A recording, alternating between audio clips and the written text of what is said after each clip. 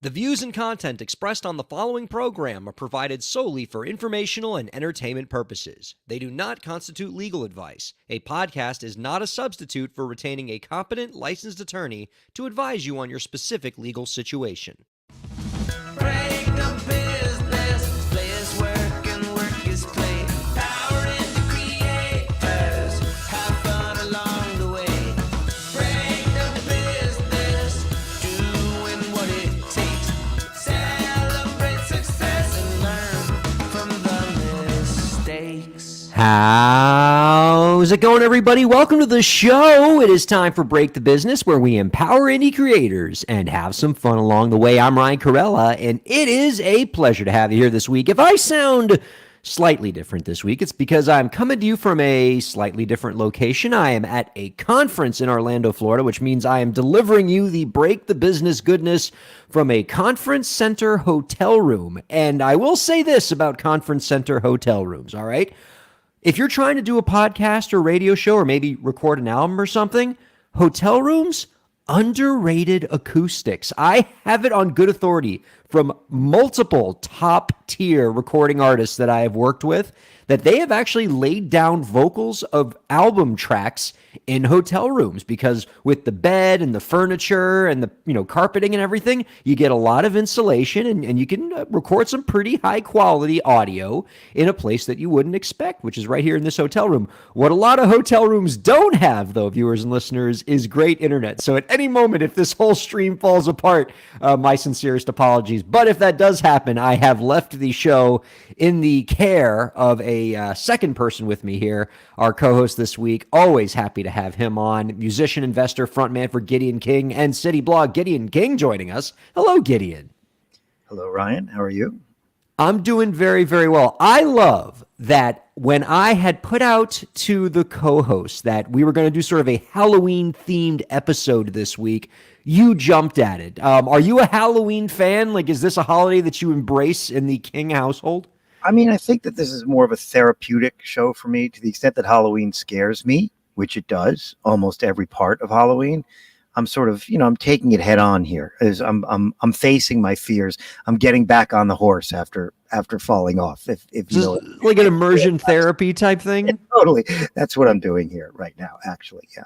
Well, now I need to explore the roots of this. We have a lot of things to talk about on the entertainment industry side, empowering indie creators. But right now, I think all of us just want to get to the roots of this particular psychosis of yours. What is it about Halloween? Obviously, it's a scary holiday, but what makes it unusually scary for you, Gideon King? So, first of all, the movie Halloween is forever violently etched in my psychology, and people were hacking each other to death, so that's fairly unpleasant. And also, New York City on Halloween scares me. When you can't see people's faces in New York City, and everyone's insane to begin with anyway because it's New York City. It has that movie The Purge kind of feeling. Like, I feel like at any moment the purge could happen, and so as someone who seeks not to be a victim of horrible crime, I just as soon get Halloween over with, frankly. And this is, like you said, it's my immersion therapy. So thanks. Send me your bill. We're fully bringing you into it here. Well, I'm not the only one who is dispensing with the therapy this week.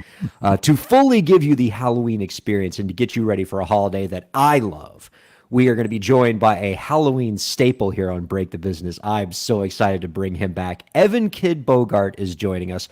Now, I believe Evan Kid Bogart and our Halloween tradition with him predates you, Gideon. So let me tell you a little bit about this particular gentleman, because it's one of the most fascinating stories in music that I've come across. Okay, Evan Kid Bogart, if you Google him, you're going to find that he's one of the most celebrated, prolific songwriters in pop music.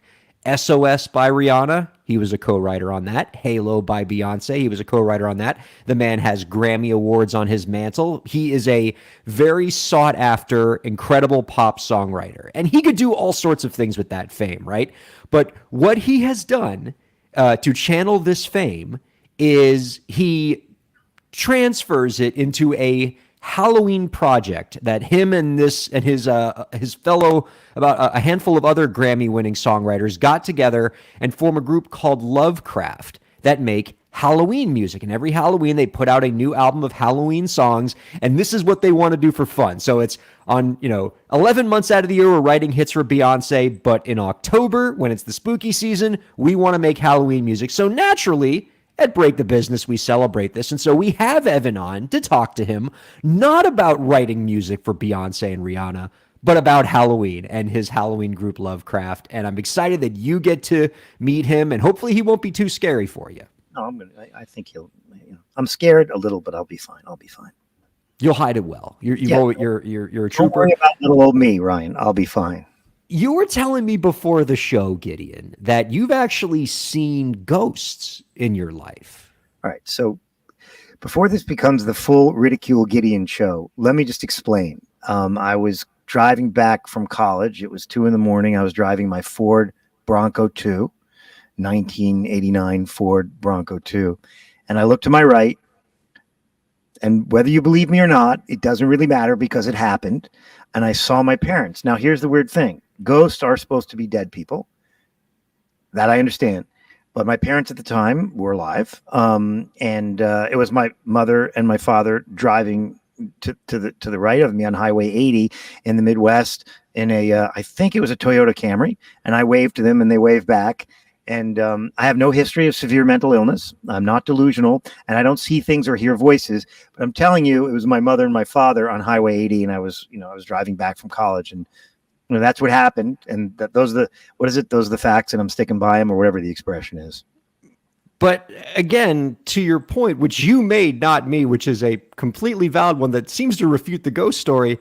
Right. If your parents were still with you, those can't be ghosts. A hallucination, perhaps? No, I don't think so. Although I was certain you were going to suggest that, but no. What I think it was is maybe I was driving and there was some kind of parallel universe next to me, taking place, if you will. It's probably best to get off this topic because like in the end, most people will probably think I'm insane, and I'm really not that insane. No more insane than the average insane person, pretty much. I mean, look, you will face no ridicule from me. I try to keep an open mind on things, and I think I might find more credence to the possibility that perhaps you were seeing some kind of doorway to an alternate universe, right? Like all these multiverse movies that are coming out lately. I think more of us are more inclined to accept that as a possibility. Either way, Lauren, we need to stop everything here. Did I see in the chat that our guest, Evan Kidd Bogart, says that he has seen ghosts? And has a photo. Really? A ghost That's what it photo? says in the chat. I'm just saying. I don't All know. right. Producer Lauren, you have an important assignment here, okay? Because you're talking to him right now. I need you to get that ghost photo so that we can analyze it. Whatever we can do to scare the hell out of Gideon King this week is. But like you can't just say I have a photo of a ghost and not show us the photo. Picture it didn't happen. This is a huge development. This Misery loves company, okay? And He just wants to get on center. He's like, come on, let me come on. I don't think I've ever been this excited for a guest ever. All right. Well, He's the best guest. Okay. Yeah, Evan's the best. So Lauren's gonna chase that photo down for us. And in the meantime, I want to talk to you, Gideon, about something that is just as spooky as the spookiest ghosts in the world. Entertainment lawyers. Bum, bum, bum. We are a frightening bunch, but we are often a necessary evil for creative professionals in the industry. And if I were to make sort of my Mount Rushmore, Gideon, of entertainment lawyers, like who are the first 4 faces I think of when I think of great entertainment lawyers, I'm telling you, all 4 of the faces on my mountain are Donald Passman. Yeah, totally. So this man is a legend in the field. He's the reason why I am where I am today, because the moment I was interested in learning more about the entertainment industry and about entertainment law when I was in high school, the very first book that I read was All You Need to Know About the Music Business by Donald Passman. And it was life-changing for me because it took this very complicated concept of the music industry and made it simple to understand, laid everything out so that even like a dumb high school kid like me could understand it, and just got me into the beginning of this journey in the music industry. And I'm just one of many stories like that. Lots of people have read this book, and it was their entrance into the music business.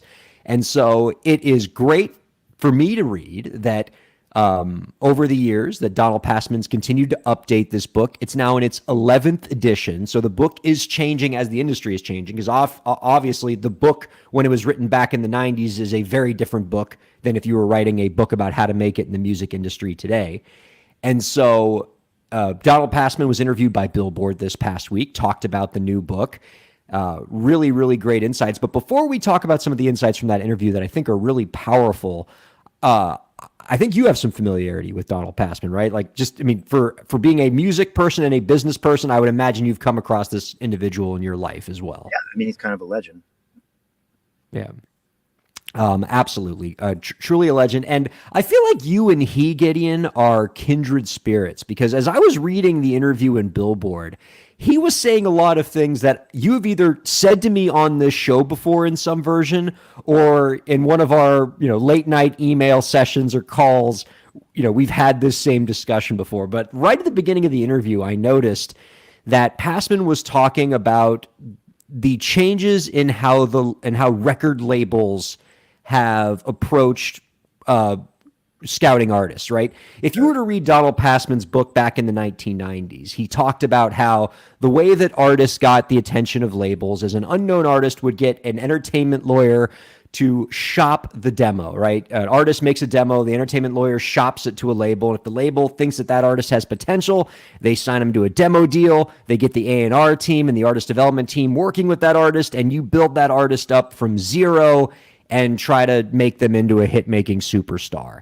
And that's obviously not the model that exists anymore. Yeah. And Passman talks about that in his latest version of the book. And in the interview with Billboard, he had this quote that I think talks about the latest trend in the way labels approach artist development.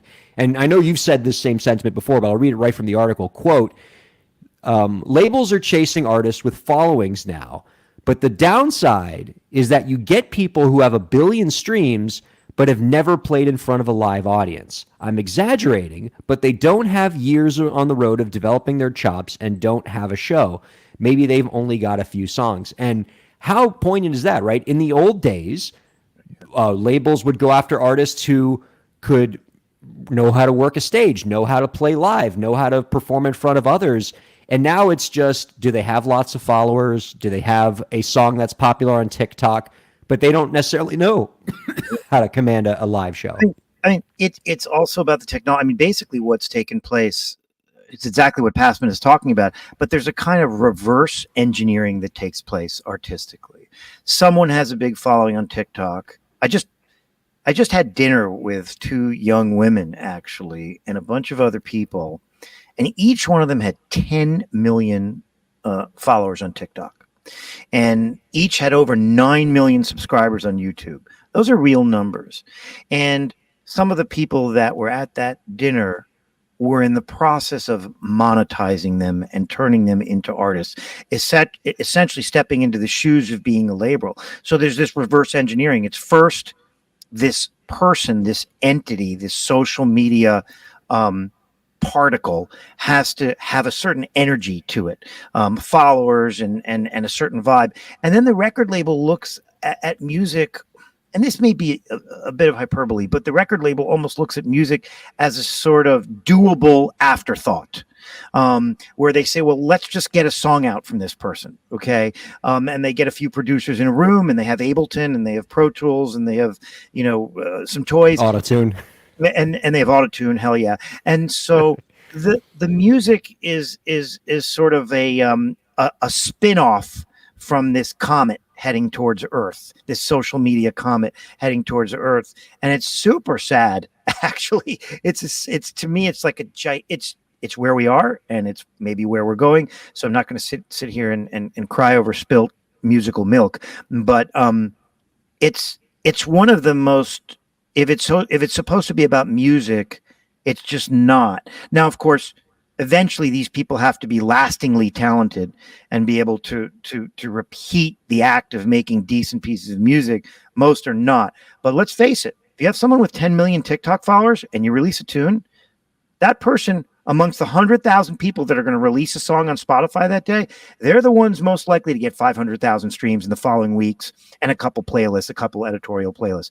So it's totally bizarre. It's totally different than it used to be.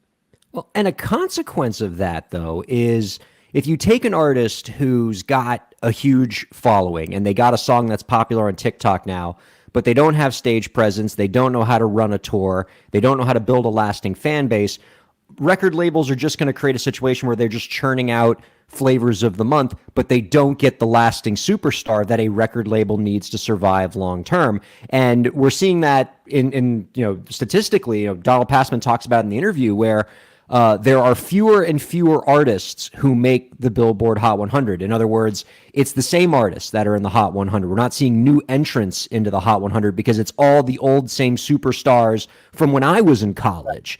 And none of the new ones are breaking out and they're having successful careers. They're getting a little bit of success for a short period of time, but once their 15 minutes of fame are up, they don't have lasting staying power. And so you just end up with just this churn of whoever's popular on TikTok that week and they get a record deal, but we're not creating lasting superstars that really contribute to the culture musically. But there's one phenomenon that kind of militates against that. And I had this discussion with my manager, who manages some pretty big acts. Okay, not Taylor Swift, but people are putting 5,000 to 10,000 people in a room nightly.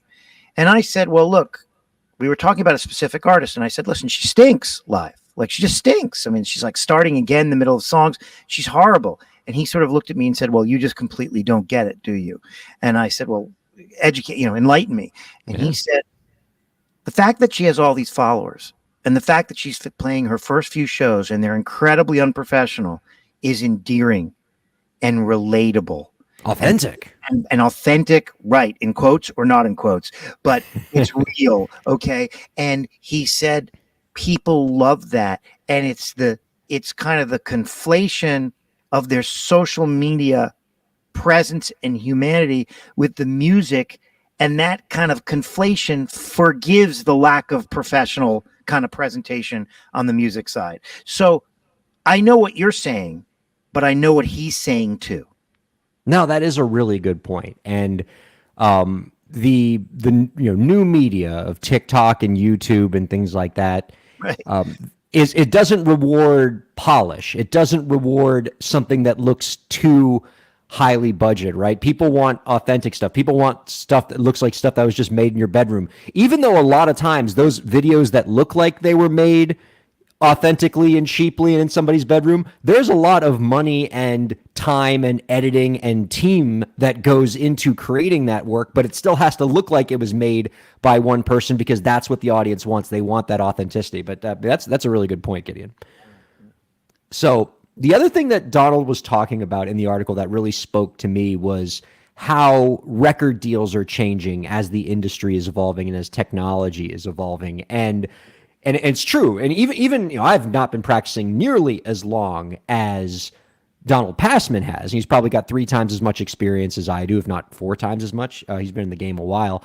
But even in my time, like the things that I look for in a record deal 5, 6, 7, 8, 10 years ago is very different than the stuff that's in a record deal today. And even in like the stuff where a lot of things I wrote about in my book, Break the Business, which talks all about the dangers of record deals, I spend chapters on contractual terms that are dangerous, but honestly today aren't really a big deal because record deals don't really cover them anymore. For example, and going back to Passman's interview, he talks about, for example, one of the things that used to be like a very crappy term in record deals was, an artist would get a royalty on a record sale, but they would always put stupid deductions in the record deal to take royalties away from artists, right? They would say, well, you get a 15% royalty, artist, but we're going to take 10% of the sale price from your royalty for packaging, because we know you're not going to get a royalty on the packaging, or we need to take out 10% for breakage. A certain number of the records are going to break in the store,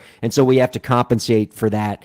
And those things would make artist side entertainment lawyers crazy because like you'd be passing the risk of that onto an artist. And 10% of the records aren't breaking in the record store. It was just the labels trying to steal money from artists. Right. But it's 2023. Nobody's buying records in record stores, although vinyl is making a comeback. And so record deals are changing. Artist side entertainment lawyers, we don't care as much about those deductions that are screwing artists out of money because it's not where artists are making money anymore. Another big one that we used to tear our hair out over as artist side entertainment lawyers were what are called controlled composition clauses, where the label would say, okay, for a label artist who also wrote their own songs, the label would say, okay, we normally have to pay a mechanical royalty to you as the songwriter to make records with your music, but because we own you as the label, we're going to force you to give us a cheaper license than if you were just a third-party songwriter out into the world. And we entertainment lawyers like me used to fight clauses like that, but now it's 2023.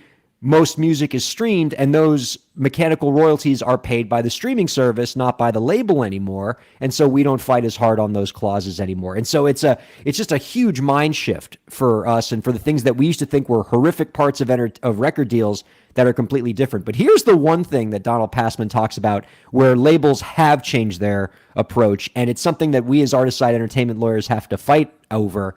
And we have Taylor Swift to thank for this, of all people, and that is re-recording restrictions. So in the old days, record deals used to say, you're going to record this song for us, the label, and you have to agree that you're not allowed to re-record this song with anybody else for a period of time, usually 5 years or something.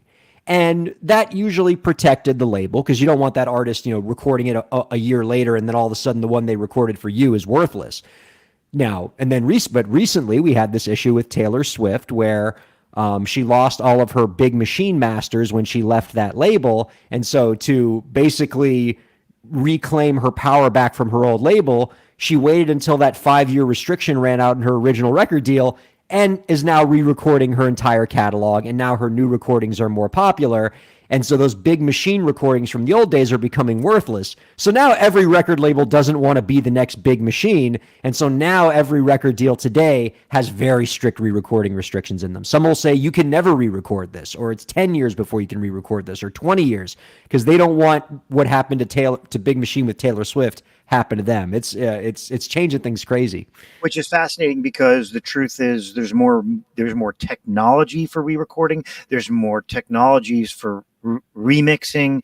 And so just as they're tightening the reins, the profusion of these types of re-recordings is both more possible and just plain out voluminous, man. It's just everywhere. I mean, I have people doing remixes of our tunes all the time. Yeah. Now, that's not necessarily a re-recording. Okay, it's a slightly different legal concept and musical concept, but it's related. It's related. Well, it is related in the sense that, one of the things, the reasons why labels weren't worried about re-recording in the old days is because, re-recording an album or a tracks from an album would have been very expensive, right? Back in the old days, ironically, it was more expensive to record a master in the old days because you had to go to a professional studio and hire a team, and it could be $20,000, $30,000, $50,000 to record a master.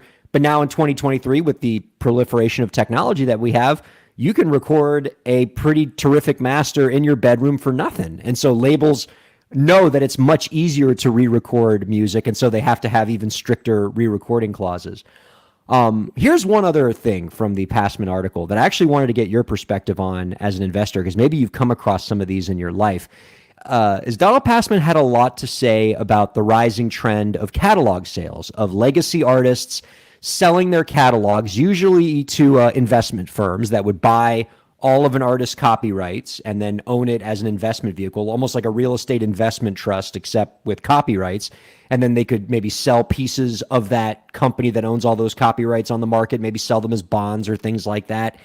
And these are becoming very popular now. And a lot of artists are trying to sell their catalogs as a way to kind of make a big lump sum rather than wait for their money to trickle in over time as royalties. But Passman is one of the first voices I've heard that said that he's not a fan of these rising catalog sales, this trend of rising catalog sales, and thinks that they're not great for artists. Here's a quote from the article I thought was pretty powerful. Quote, "Historically, everybody who has sold their catalog has regretted it. The Beatles catalog sold to Michael Jackson for $47 million.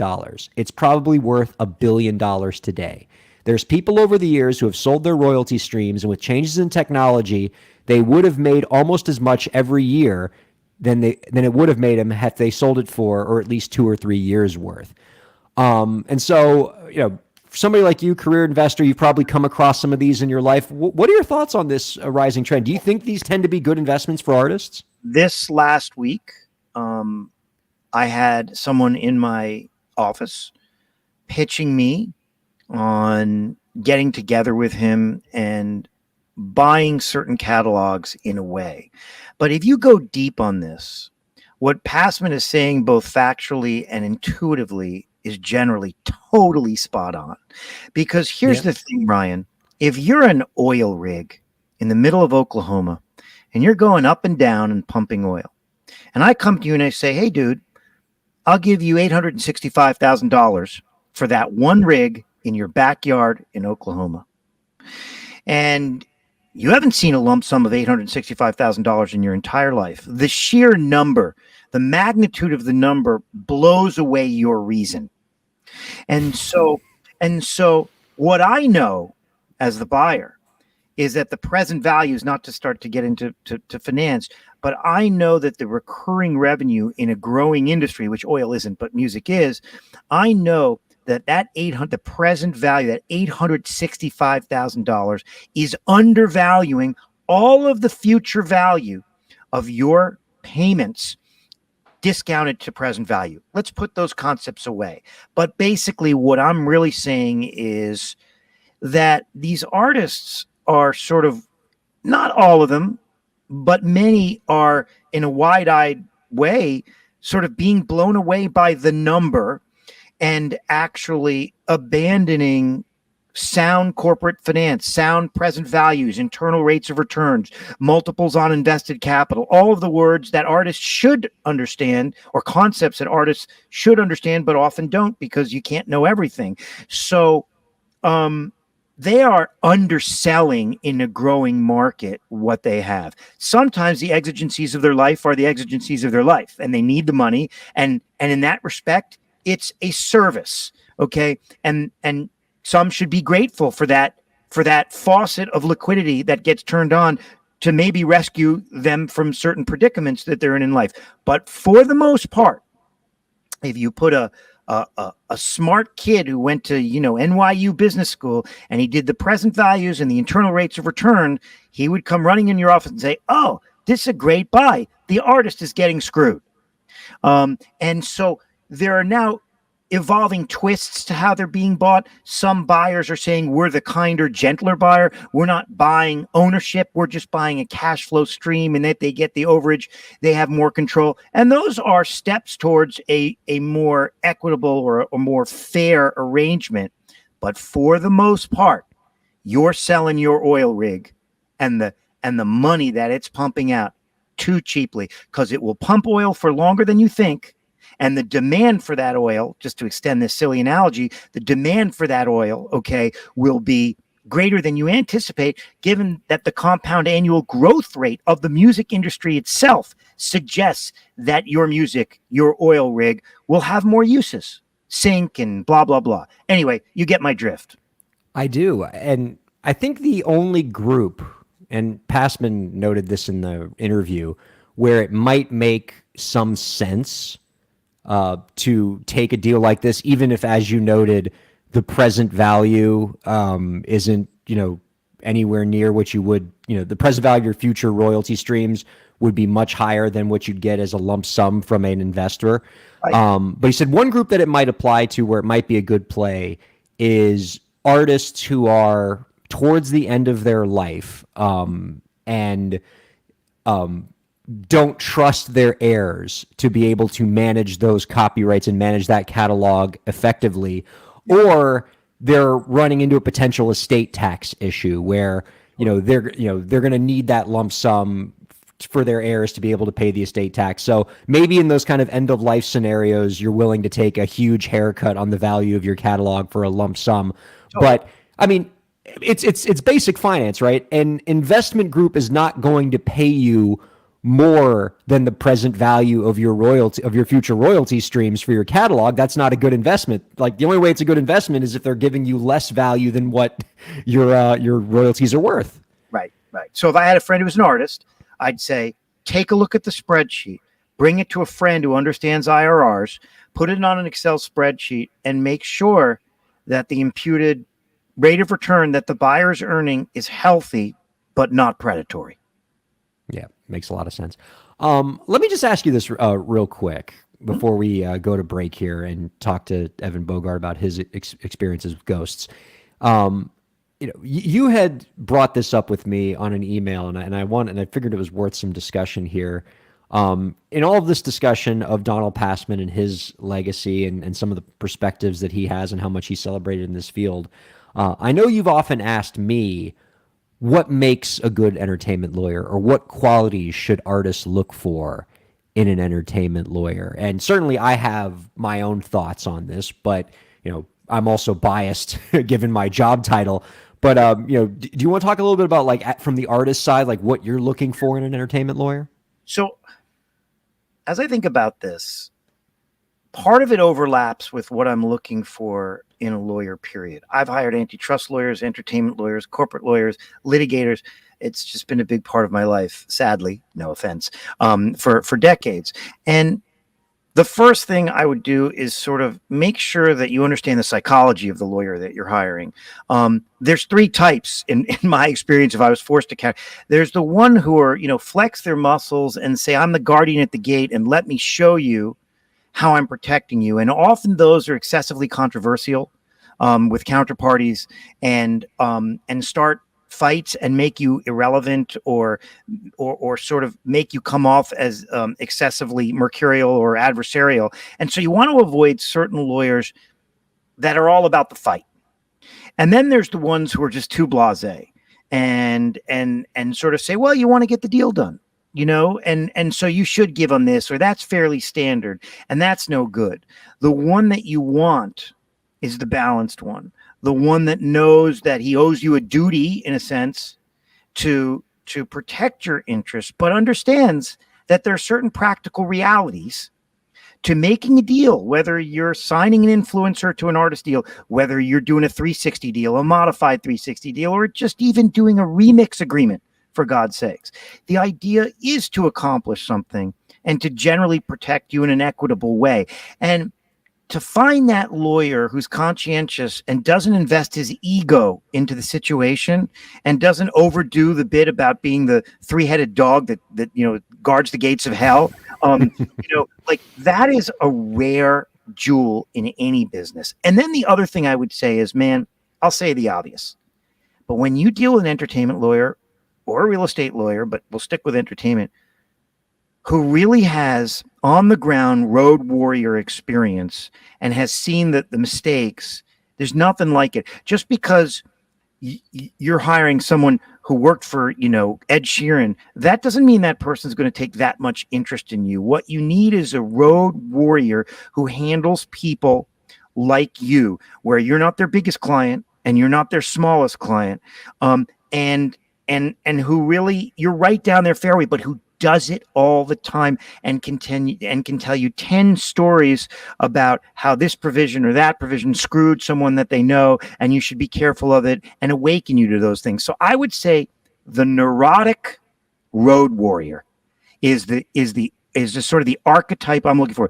I have one guy that's been working for me for 20 years, and he calls me, he says, I just want to make sure you understand this. I just want to make it, and he drives me insane. Okay, I can't even watch a Netflix show without him fucking calling me and saying, do you understand? But at the end of the day, he really is my guardian. His neurosis mixed with his road warrior experience makes him an absolute diamond in the rough, or not even a diamond in the rough, just a diamond. And so that's what I would say. Massive experience, not too controversial and not too blasé. So that's a bit qualitative, but hopefully you see where I'm coming from. No, and all of those things matter a great deal. I love what you noted about finding that right balance in an entertainment lawyer between somebody who's going to protect you, but also not be a deal killer. And that's particularly important in the entertainment industry because once your lawyer becomes a deal killer, you as an artist will forever be branded with, oh, don't do a deal with that artist. They have a lawyer who kills every deal, who negotiates things to death, who doesn't reply to emails promptly, who doesn't turn things around fast enough. It's not worth the trouble. Let's find somebody else. And so having a lawyer that wants to protect you to the death, but also understands that their job is to get the deal done for you is critical. And I think the other thing that's important with lawyers, you talked about experience and knowledge, right?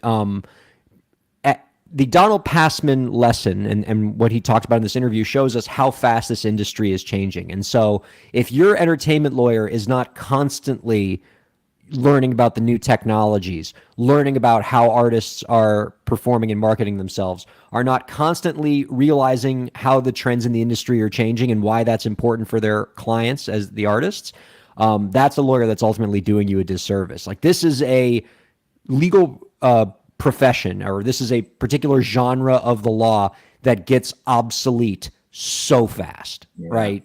And lawyers, and entertainment lawyers, there are a lot of them who have been around a long time, and unlike Donald Passman, aren't learning what they need to learn to stay on top of the industry, and they get left behind. And if you want to get into this business, you have to stay on top of these things. You have to keep reading. You have to talk to your clients and learn about what they're doing. We just 15 seconds, because I know we got to move on. We got to talk about ghosts. No more ghosts, man. I'm selling an entertainment asset right now in California, and the opposing counsel was so aggressive and so not knowledgeable about like some modern technological concept, modern legal concepts, that we actually stopped the deal. We actually stopped a $200 million deal and said, we don't want to do the deal if we have to talk to that lawyer. And they got rid of him and they fired him. So you're right. Keeping up with the modern technology and the modern legal concepts it's everything. You alienate everyone around you if you don't.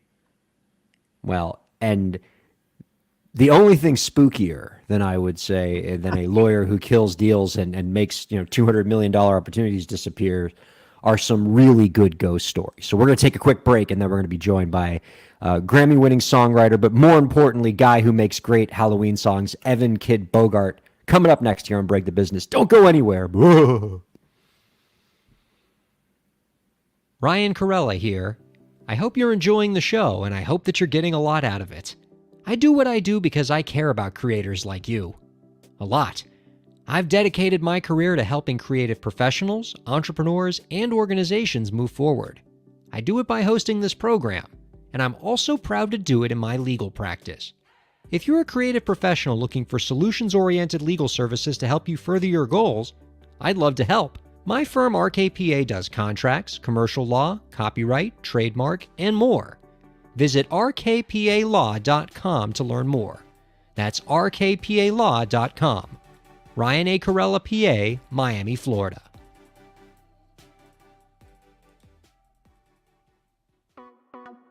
Streaming services for Break the Business provided by LEK Entertainment. LEK Entertainment is a full-service entertainment company offering everything from consultations to full-scale events and productions, including audio and video productions, voiceovers, staged theatrical productions, script and music development, and streaming services. For more information, visit lekentertainment.com. LEK Entertainment wants to help you bring your story to life.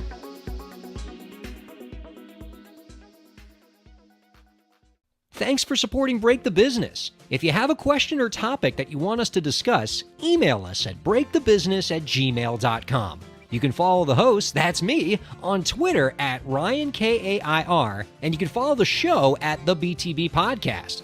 Be sure to subscribe to the show on Twitch, YouTube, and Facebook, and on all major podcast platforms. And now, let's get back to the show. Welcome back to Break the Business, everybody. Ryan Kairalla here with Gideon King. We're just having an absolute blast on all major podcast and live streaming platforms and on Sirius XM 145. Much love to the amazing humans at Slam Radio for giving us a satellite radio home. Let's go ahead and bring out our guest this week. He is a Grammy-winning songwriter who has co-written iconic songs such as Halo by Beyonce and SOS by Rihanna. But let's be real, we don't care about any of that. We are having him on because of his work as Little Pumpkin, co-founder of Halloween-obsessed music group Lovecraft. Lovecraft's latest release is 5, a narrative album of fun and spooky hits that tell the story of Skeleton Sam's quest to find his lost love, Seraphina. You can find out more about our guest's work by visiting lovecraft.net. We are happy to welcome back Evan Kid Bogart onto Break the Business. Hello, Evan. Hi, how are you? I am so happy to see you again. Yes. Two things. One, my partner in Lovecraft, MNDR, Amanda, is also here. So I want to bring her on too. I just saw that we get a 2-for-1. Okay. So I want to bring MNDR her on is too. here, yes. MNDR, and of course, MNDR started her career under Mark Ronson, has had a million hits with Flume and a billion other people as well. We started Lovecraft together, so I wanted us to be on together to talk about Lovecraft. But Hi. Before we talk about anything spooky, I want to talk about Don Passman. Is that weird?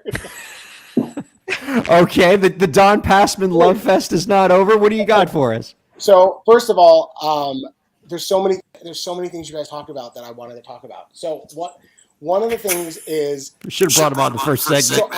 So I grew up in basically in Don Passman's house. Like his son David Passman and I were friends, and I was friends with Danny Passman, who's also a lawyer who works at Gang Tire, and so like I played Dungeons and Dragons in that house.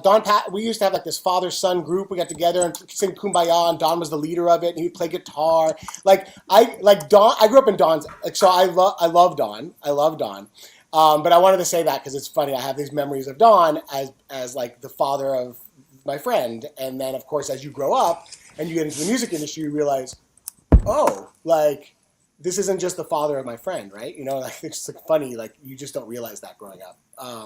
But Don's such a great guy, and he's so smart. I was curious what you started saying, what are the big lawyers in the music industry, and you stopped at Don. And I was curious who you thought the other legendary, iconic lawyers were that moved the needle in the music industry. And I was thinking about it myself, and I was thinking Grubman, Branca. Like I was trying to think like who else you guys would think are the ones that are like maybe not Passman level. It hasn't hit the needle like that, but like who else did you think? I mean, can we call Clive Davis an entertainment lawyer? He is a lawyer. I mean, yeah, okay, Clive. So Came to mind, yeah. yeah. I mean, Alan Jacoby down here in Miami. Yeah, sure.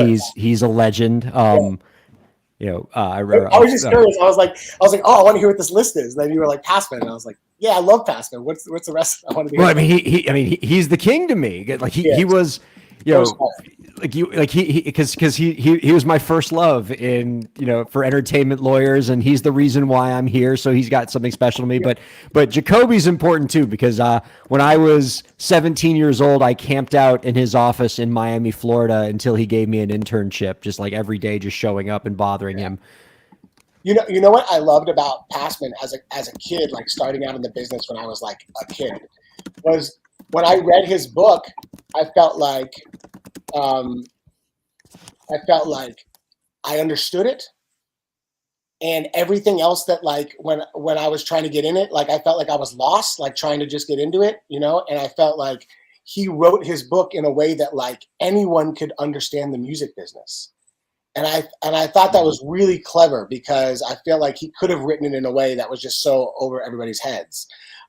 There's a book called The Business of Music, which I'm sure you guys know. It was like it's not the same. It's the opposite of that. And I remember trying to read that one. I was like, nope, I'm gonna just Passman's book. But yeah, I didn't mean to jump. I know we're going to talk about all things spooky, but I just was like, oh my God, we're talking about Don, and I love Don, and I grew up with Don, and I just wanted to say that. It was cool. Oh, that's awesome. And My question is, do you still play Dungeons and Dragons? Yeah, with Danny Passman was our dungeon master, and then me and David and all of our other friends, and Danny Passman would make up all the stories. Got it. That's amazing. No, I don't play anymore, but I wish I played. I would LARP it now if I had the chance. Oh my god! If you guys know about any Dungeons and Dragons LARPs in LA, I'm super into it. Pumpkin, I would co-LARP with you on that. I love Okay, it. if you all find one, I need you to record it, and we need. Yeah, for sure. You've given us way too much amazing stuff to talk about with just like the 15 minutes we have left in the show. And I want to talk to you about Ghosts, but you've given us like Donald Passman and like the revelation that you played Dungeons and Dragons with Donald Passman's kids. Yeah. It's awesome. But let's dive into spooky stuff. I mean, yes, I did see a ghost. I have a picture of a ghost. Wait, I can't hear you. Okay.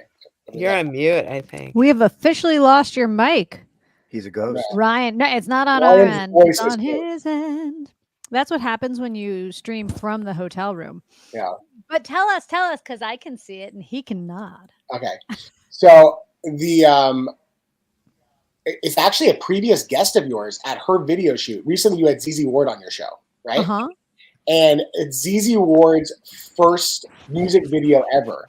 Was she wearing one of her awesome hats? She was wearing one of her awesome hats. She shot her first music video ever, a song called "Better Off Dead," in an abandoned insane asylum in Linda Vista in California, and it actually before it was an asylum was a hospital for railroad workers when they first built the railroads, and then became a spillover hospital for gang violence in the 80s, and then became an asylum, and then it closed down, and they've been using it to shoot things in like Walking Dead and all this stuff. Anyway, so she shot her first video. That's where I want to do my music video. It was, let me tell you something. If you weren't within the 20 feet where our generators were, it was pitch black. And we shot it from 7 p.m. to 7 a.m. And we had a B-roll guy there taking photos. And at one point, he went to take photos of ZZ in the chapel. Oof, I've seen it. And behind the chapel, there's nothing. It's just forest for miles. It's nothing. There's no structures, nothing. There's nothing for anything. So when we got the B-roll pictures back like 2 weeks later from the B-roll photo, we were rolling through the pictures and we saw this photo, which the first photo.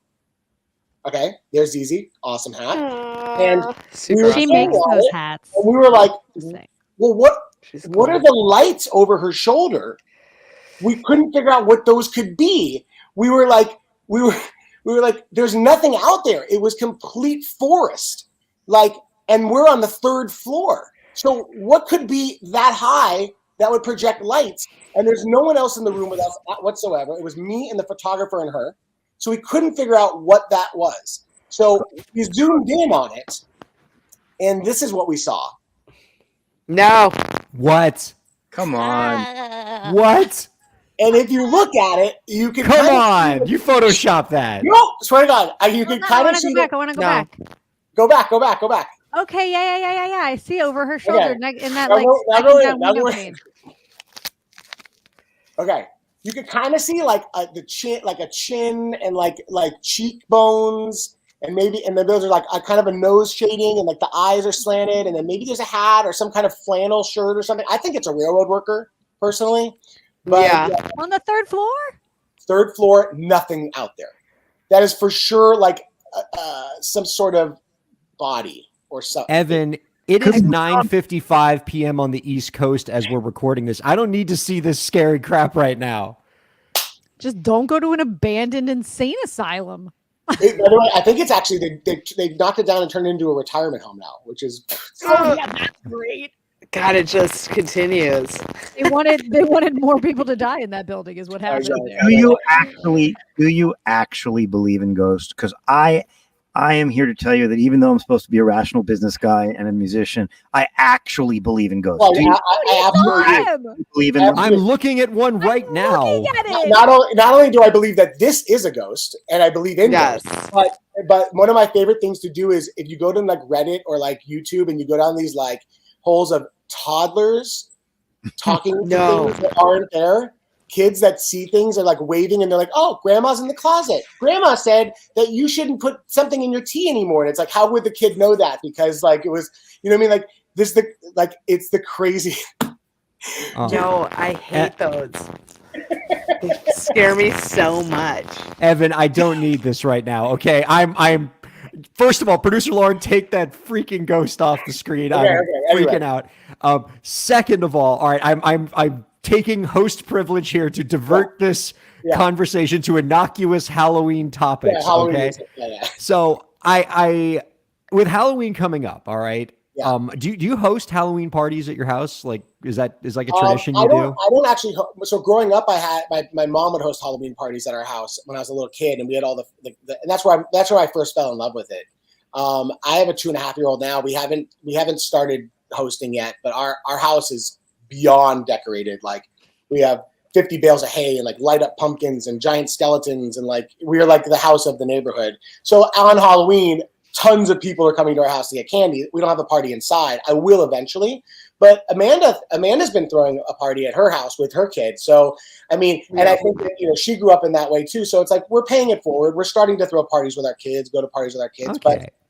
But yeah, I mean, I don't know. I want to do something with Amanda and Evan here. All right. Yeah. Since you guys are in the Halloween party spirit, and maybe you either host them or you're about to host them, I want to ask you each some rapid fire questions to test how permissive you are about what sort of people you invite to your Halloween party. All right. Do you let anybody in, or do you require like a certain level of commitment to the holiday? Okay. So I'll send this first one to Amanda. Amanda, would you invite someone to your Halloween party that is the person that takes them more than 30 seconds to explain their costume to you? Yeah, absolutely. Are you kidding me? Okay. That level of nuance and dedication is highly welcomed. I'm the decline of print media, obviously. All right, Evan, this one's for you, okay? Person who has to turn their Halloween costume sideways to fit into your front door. Oh, man, that's so funny. I mean, I just wouldn't hate on a Halloween costume, but I think that's really funny that they have to do that to get into the front door. Because like they're knocking crap over and yeah. They're probably cool if it's an outside party. I think an inside party, you're right. There's some liability there. That's an important distinction. That's great. All right, Amanda, how about the person who has worn the exact same low effort costume every Halloween since 2007? That's me. This is so weird. That's me. It's me too. I'm always Harry Potter. Yep. Yeah. I would say like by the time. I'll send you a picture. I'll send you a picture for the last 15 years every year. Okay, please and thank you. And and also I would argue there's a Harry Potter Easter egg Evan's wearing nearly every day I've seen you for the past 10 years. Here. Let me give this one to Gideon King, all right? Whoa, there you go. Nice snitch.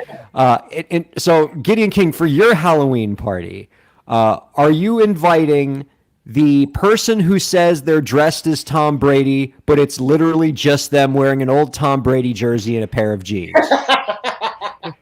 First of all, I reject the question. And here's why.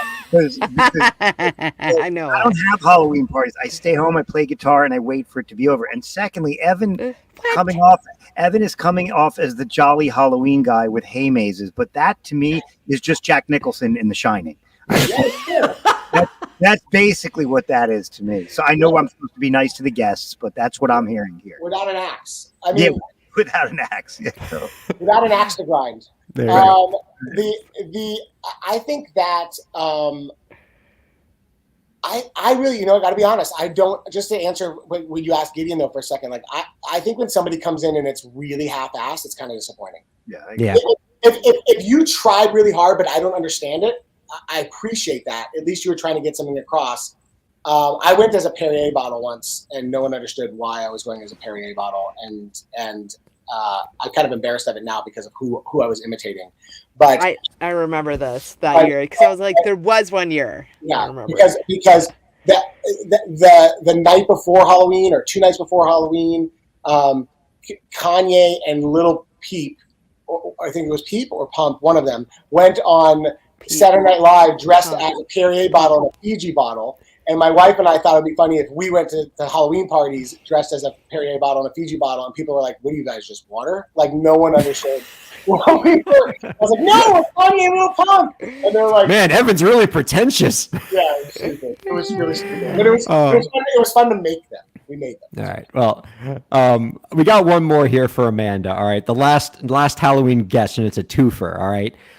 Couple wearing a couple's costume who get into an argument within 10 minutes of arriving at your house, and now you have to watch Tinkerbell and Captain Hook yell about picking up Captain Hook's mom from the airport next week. I love that. How do I feel about that? Yeah. Would you like you're inviting those people to your Halloween party? No, that would be a spooky bummer vibe, and I like to keep it way spooky fun vibes. Wrong kind of What if spooky. that was their costume, though? Whoa. Ooh. Mind The whole blown. costume was Tinkerbell Yeah. and Captain Hook arguing about picking Captain Hook's mama. Having a domestic argument. Yeah. Oh, I see. I'm with Amanda. I thought that the costume was like couple on the rocks Yes. who are dressed up for Halloween and getting in a fight at your party. Yes. It- Yeah, it's- sure. That's Will If there's an immersive costume narrative going on, I 100% Oh, co-sign that. they're winning the costume contest at that point. I kind of love that. 100%. I love that idea Yeah. so much. All right. I got to ask at least one question about the album. So Yeah. we love Lovecraft stuff. Like Thanks. we listen to it every year. I love every time like I'm watching a TV show about Halloween and I hear one of your songs that got synced and I'm like, oh, there it is. And you guys make Halloween so great with your music. And I'm curious, when you've been doing this for years now, and when you started the Lovecraft project, did you envision that it was going to become as big as it is and that it would take over your life this much, or was this just meant to be like a silly diversion that you do every October? I think we hoped that we could do this forever. I mean, honestly, when we started it, and I don't want to sound kind of like hokey about it, it was because we love Halloween and Halloween music so much, and we just felt like we owed it to the next generation to soundtrack the future of spooky seasons. And we felt like, most of the Halloween music we listened to is 40 years old, and we've been listening to it since we were kids. Even Monster Mash being 70 years old, but everything from Rockwell and Oingo Boingo and Warren Zevon and I mean the specials and everything is decades old, and all of these Ray Parker Jr. It's just there was nothing new and iconic, and so we felt as a group of songwriters, 7 of us to start, that we had the ability and the love for Halloween, the understanding of Halloween and horror culture, that we should take our talents to South Beach. No, that we should take our talents and apply them to writing new Halloween music for the next generation of spooky kids, and then people started syncing it in TV shows and in commercials, and then Spotify and Apple started playlisting it, and then people started asking us to curate music like for Spirit Halloween stores and like things like that, and like all of a sudden it was like, oh, like this could actually be something more than just our fun, let's create music for spooky. Like we could actually turn this into something bigger, and now it really has taken over our lives. Like we're at conventions, we're like friends with like the Halloween community, which is like haunters and like immersive theater creators and directors and actors and scare actors, and I mean just this whole crazy world of people that we never would have met other than our shared affinity for everything spooky, and they don't care or know what most of the stuff that we do outside Or like, care, like which is amazing. People come up to me at Halloween conventions, they're like, do you know Lovecraft? And I'm like, yeah, I'm in Lovecraft. They're like, oh my God. And then like down the conversation's like, so what else do you do?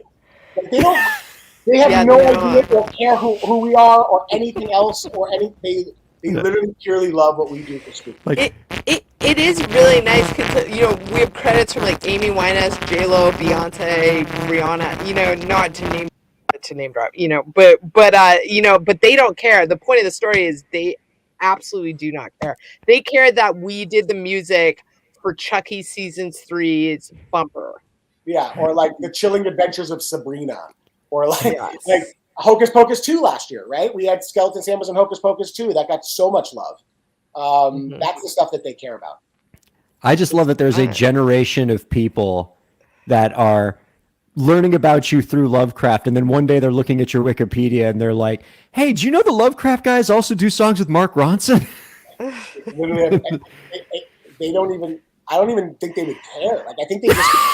I think they're more impressed that we did a song with Bruce Campbell or John Kassir, the Crypt Keeper, like or Christopher Young, the composer for Hellraiser. Like that stuff is more impressive to them. Like not, I don't know. And honestly, I think one of the most awesome things, but like I never would expect that we would have a spooky brand ambassador character that is originally we just used for marketing on social media because there was such a demand to show who are they, and I was like, well, none of us want to be forward facing at all, not because of the project, just because none of us want to do that right now in our life, in terms of an artist project. So we created like a Eddie from Iron Maiden meets Rob Halford character named Skeleton Sam, and now he gets hired to go to haunts across America now. Now I'm like touring with him. It's crazy. Like people are hiring our made up character from a made up song to show up at their events and take pictures with their people. Yes, it's the most bizarre thing ever. I'm like managing a skeleton guy dressed in a leather biker outfit, and he goes to events and people. He's famous in the community. They die for him. They die. How does the Skeleton Sam like work in the real world? Is this like an actor you pay and you dress him up? Is it one of you? Am I not? Is it sworn to secrecy? No, it's actually a close friend of ours who's in an immersive theater group, a really popular immersive theater group in LA that we've become close with. That we go to all of their events, and they're just incredible at what they do. That's it. There's Skeleton Sam for our live streaming audience. Okay, you can find out more about our guest's work by visiting lovecraft.net. That's lvcrft.net. Check out the latest album, folks. It is terrific. We're going to play a track from it to close out the show here. We are going way over time for radio, but who cares? I'm having way too much fun. Let's close with this real quick. I'd love to ask each of you our final question that we ask all of the folks on the show. We'll ask you first, Amanda. Do you have any last tips for the indie creators out there to help them move their careers forward? Yeah, absolutely. Outside of Lovecraft, I'm MNDR. Had a couple record deals. I'm an independent artist, and I really built MNDR one fan at a time. And I have a career based on that idea, and because of that, I was able to collaborate with Mark Ronson and Flume and Evan Bogarts and John Hills and great artists and Killer Mikes, etc. And really, that's from being part of a community and participating in a community. And if you want people to care about what you're doing, make yourself part of your music scene and your music community. And we're doing the same thing with Lovecraft. Like, it's one fan at a time, and they will scream the loudest for you if you put the time in with people. So that is always my biggest advice for independent artists. I dig that. Evan, same question. You need a 3-song demo, and no, I'm just kidding. It's a full circle of the conversation. You know what's so funny about the Donald Passman book, and how like for years the Donald Passman book said that like the way to get a record deal is to have like a lawyer, make a 3-song demo in your basement and have an entertainment lawyer shop your demo, as if any record executive gives a damn what Ryan Kairalla thinks is good music. I still have artists coming to me like asking to shop their demos. I'm like, you read his book. I will tell you this, and I'll give you my answer in 2 seconds. But I will tell you this. When I first started in the industry, it was in the second half of the 90s. I worked at Interscope, and I came up in the mailroom and then the A&R department under Tom Wally, and learned, when they had, No Doubt and Bush and Marilyn Manson and 9 Inch Nails and Helmet and Smash Mouth and Tupac and everyone you could ever think of. And it was an amazing time to be there. And as the up and coming kid in the A&R department, every day they would get demos in, like press packs in, right? Cassettes. Press kits, yeah. Press kits in, okay? And the press kits, if they came from Dawn, or they came from Paterno, or they came from Kim Guggenheim, who just passed away, unfortunately, and they came from these lawyers, they were accepted. If they didn't know the lawyers, No joke, trash. Then when they opened them, they would have me take the cassette out, put it on a table with all these other cassettes, and throw the press kit out. Then 3 or 4 weeks later, an A&R guy would listen to the cassette, and if he liked it, he'd go, hey, call them and get a press kit. Isn't the craziest thing ever? They literally have to reset an entire new press kit because they didn't want to keep taking up. Anyway, so the 90s, when he, what he said in that book was that was like, if it didn't come from a reputable lawyer in the 90s, and they didn't listen to it. It was, but now obviously we're ancient. I sound like I was in, before the turn of last century. You mentioned Peter Paterno. He's also a legend in entertainment lawyers. He's great. But I'm going to double down on what Amanda said, which is I've watched the power of community build careers out of nothing, and that goes for whether you're doing it the old school way, which I still love, which is hitting the road and making a name for yourself, building yourself regionally, locally, and then jumping on a tour and supporting somebody and doing that. And that goes same for that. It still makes sense to go out there to the merch booth after your show, go meet people, go talk to people, go tell people your story, all that stuff, right? But all that stuff happens now in Discord channels. All that stuff happens now between TikTok creators and creator meetups, influencer meetups. Like all that stuff happens in different ways as well now. And it is really all community driven.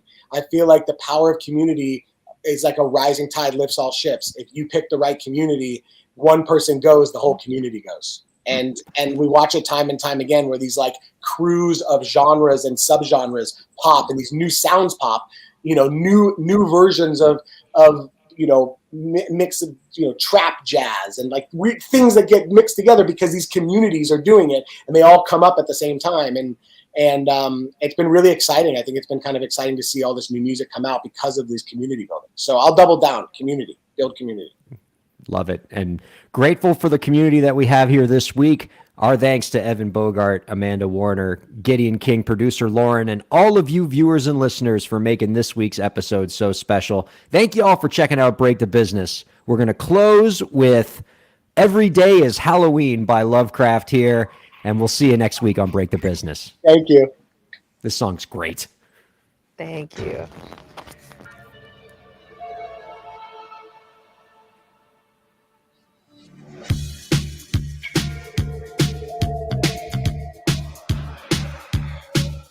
When the moon is full and the fog rolls in, the hair is standing on your skin.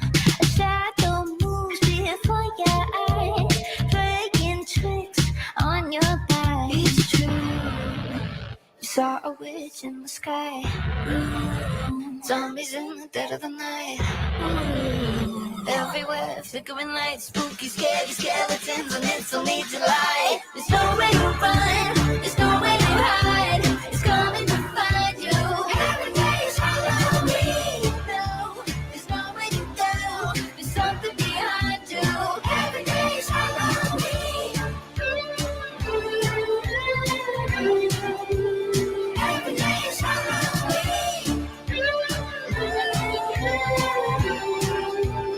Every day is Halloween. When the winds and shivers down your spine, werewolves howl, you can bet they bite. Heart beats quick like a drum, or something wicked this way come. It's true, you saw a ghost in the hall. A spooky monster 20 feet tall. Everywhere, every night, creepy crawly creatures in your head 365. There's nowhere to run, there's nowhere to hide. It's coming to find you. Every day is Halloween. No, there's nowhere to go. There's something behind you. Every day is Halloween. Every day is Halloween. Every day is Halloween. Awake the dead at the screaming, yeah. Wake the dead at the screaming, yeah. There's nowhere to run,